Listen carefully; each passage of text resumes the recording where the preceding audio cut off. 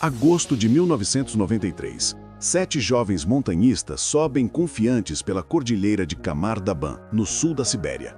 Horas depois, 6 estarão mortos, espalhados pela encosta, em circunstâncias que até hoje dividem especialistas e sobrevivem como um dos episódios mais inquietantes do montanhismo russo.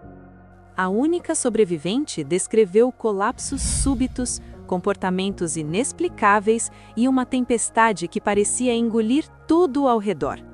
O que realmente aconteceu naquela montanha isolada próxima ao Lake Baikal é a pergunta que você vai tentar responder agora.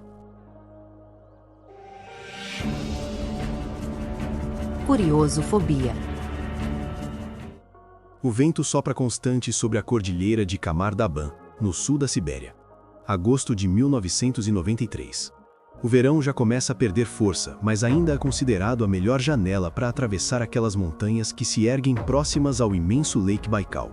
7 jovens montanhistas avançam em fila, mochilas pesadas, passos firmes, confiança treinada.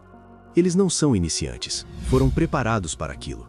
E naquele momento, nada indica que aquela travessia se transformaria em um dos episódios mais perturbadores da história do montanhismo russo.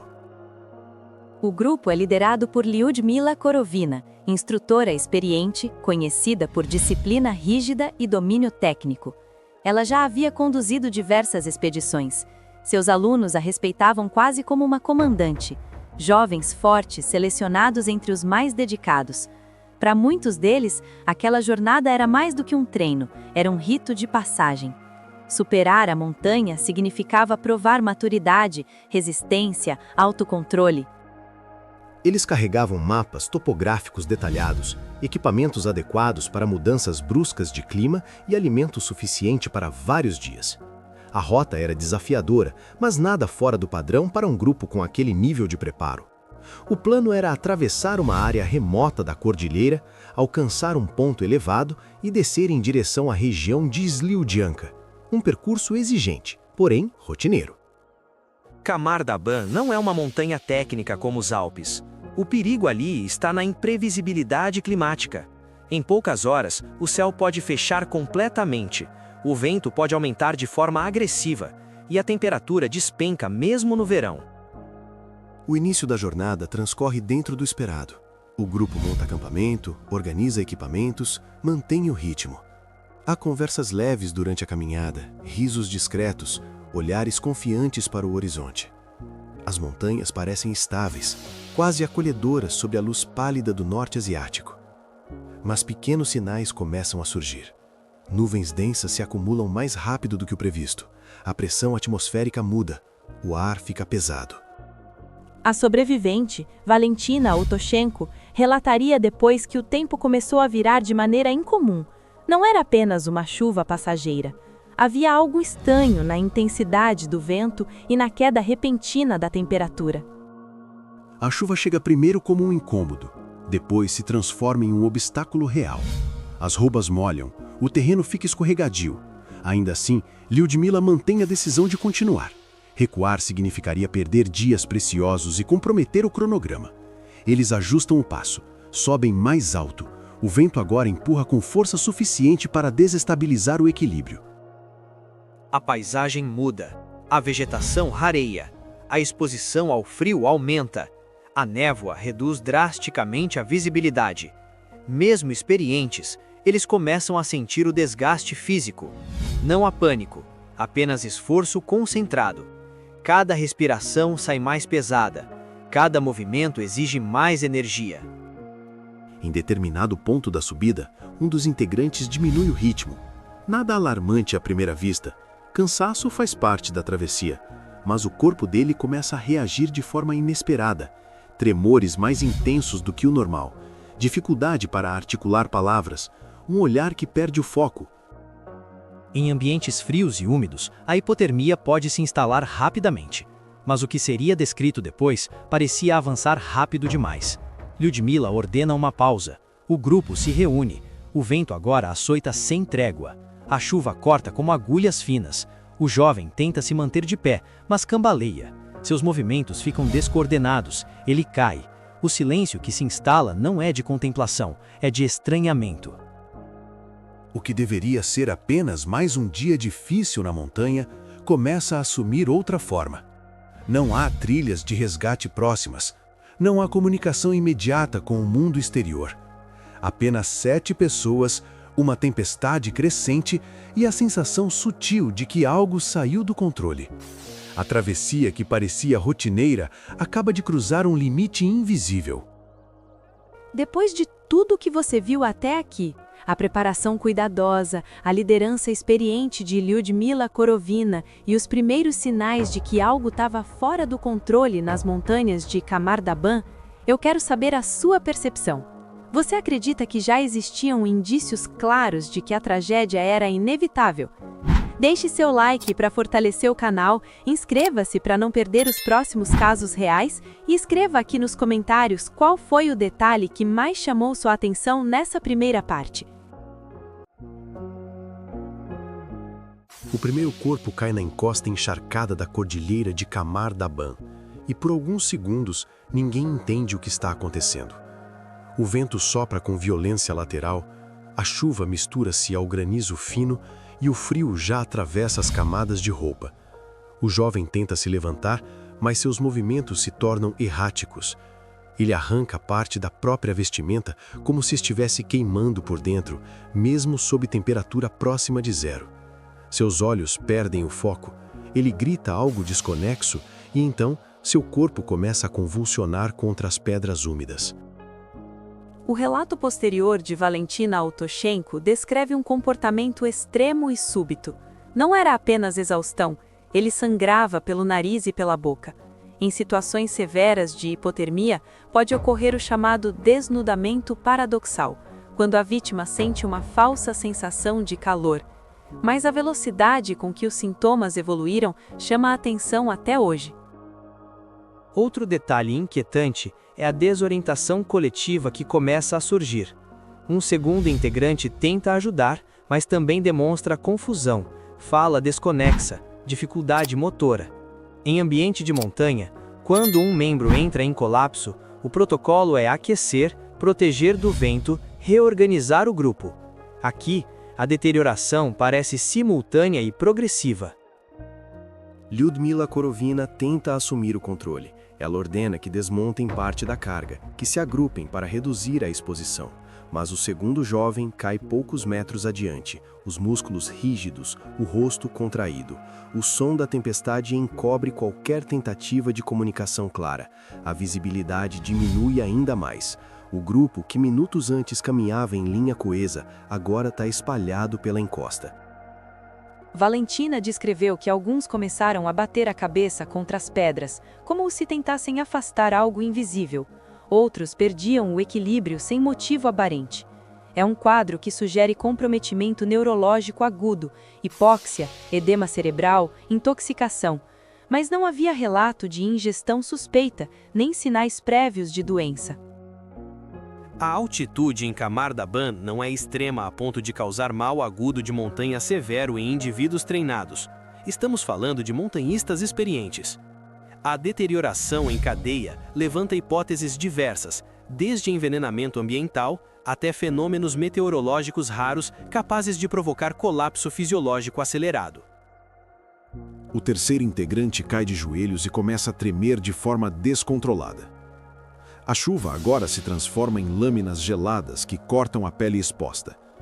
Lyudmila tenta arrastá-lo, mas seu próprio corpo começa a falhar. Ela respira com dificuldade. Seus movimentos ficam lentos. Em questão de minutos, a líder que mantinha todos unidos também desaba na encosta. Esse é o ponto de ruptura emocional. Valentina relata que percebeu algo irreversível. Um a um, seus companheiros perdiam a capacidade de reagir. Não havia abrigo montado, não havia fogueira acesa, apenas vento, frio e corpos que já não respondiam aos comandos. Quando múltiplos indivíduos colapsam quase ao mesmo tempo, o instinto coletivo pode se dissolver. Cada um entra em modo de sobrevivência. A estrutura de liderança desaparece. O grupo deixa de funcionar como unidade. Valentina tenta sacudir um dos colegas. Ele não reage. O rosto está imóvel, os olhos semicerrados sob gotas congeladas. Outro está estendido alguns metros abaixo, parcialmente coberto pela chuva pesada. A encosta se transforma em um cenário de abandono abrupto. Ela percebe que permanecer ali significa compartilhar o mesmo destino. A decisão de partir sozinha não foi impulsiva, foi instintiva. Ela recolhe o que consegue carregar e começa a descer, cambaleando, lutando contra o vento que parece empurrá-la de volta para o topo. Sozinha, sob condições severas, a probabilidade de sobrevivência despenca. Ainda assim, mover-se era a única alternativa lógica. Ficar significava congelar ao lado dos demais. Enquanto desce pela montanha envolta em neblina densa, Valentina deixa para trás 6 corpos espalhados pela encosta de Camar Daban. A tempestade continua implacável. Cada passo é um cálculo entre força e desespero. O que começou como uma travessia planejada, agora se transforma em fuga. E no silêncio brutal da montanha, a pergunta se impõe com peso crescente. O que, exatamente, havia atingido aquele grupo?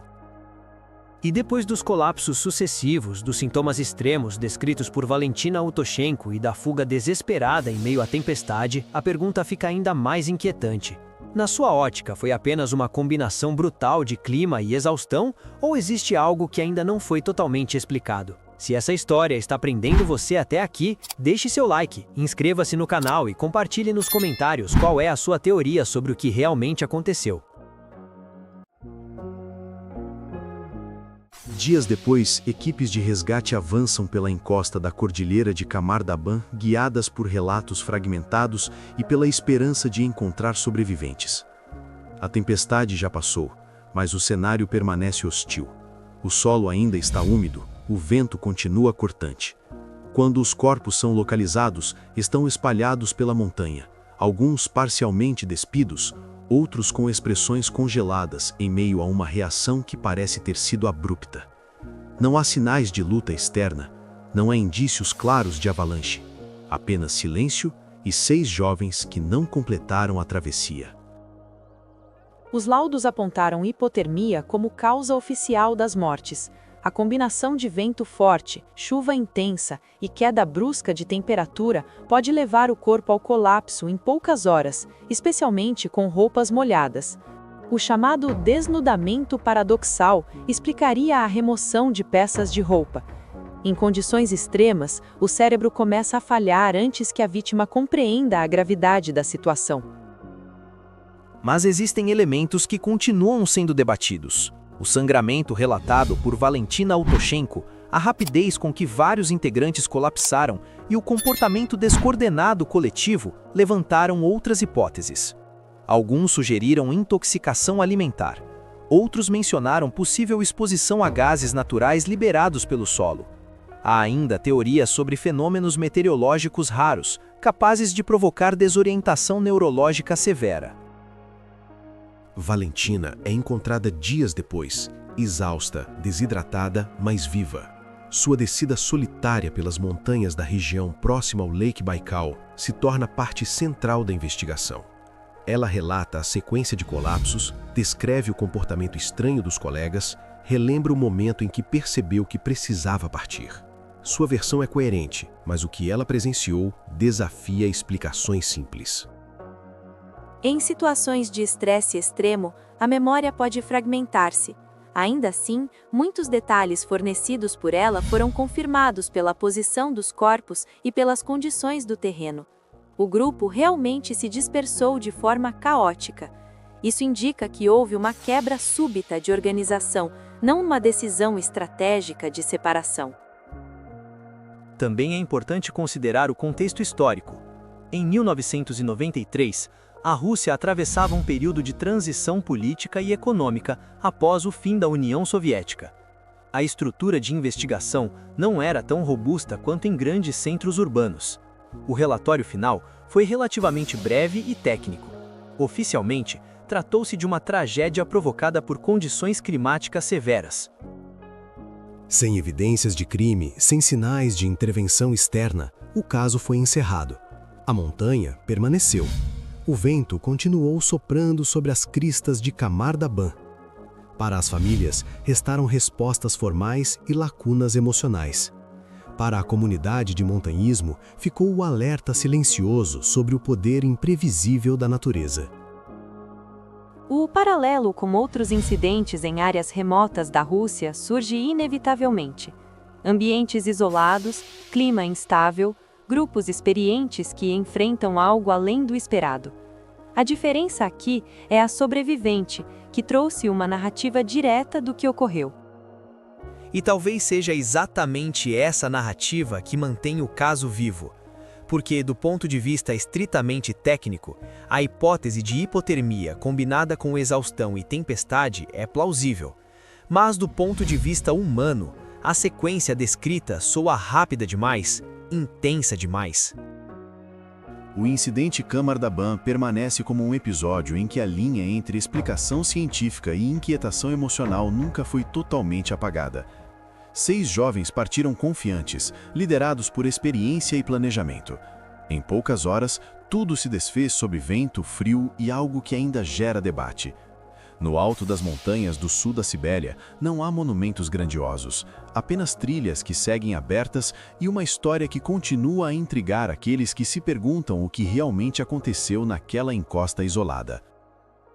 Se o mistério do incidente Camar Daban fez você questionar o que realmente aconteceu naquela encosta isolada próxima ao Lake Baikal, então já sabe que aqui no Curiosofobia cada detalhe importa. Deixe seu like para apoiar o canal, inscreva-se para acompanhar os próximos casos reais que desafiam explicações simples e ative o sininho para não perder nenhuma investigação que ainda pode mudar a forma como você enxerga histórias como essa.